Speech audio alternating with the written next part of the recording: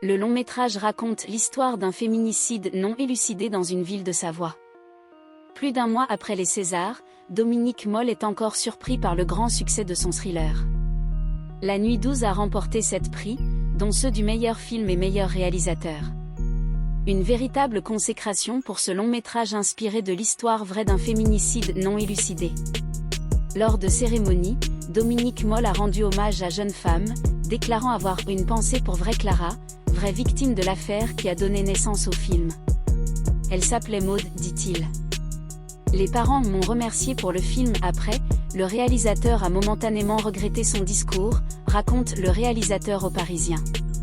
Beaucoup de journaux ont sorti l'affaire, honnêtement, ça m'a énervé. Je me suis alors demandé si j'avais bien fait de parler de Maud, si je n'étais pas allé trop loin, raconte le réalisateur. Il affirme avoir pensé aux parents, qu'il n'avait jamais rencontrés avant de faire son film, se demandant s'il avait ajouté de la souffrance à leur souffrance. Mais ce dernier l'a appelé il y a environ 2 semaines, explique Dominique Moll à nos confrères.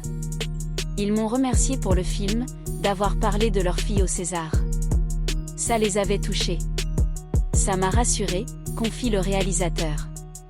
La Nuit 12 s'inspire du meurtre non élucidé de Maud Maréchal, dans la nuit 14 mai 2013 en Seine-et-Marne.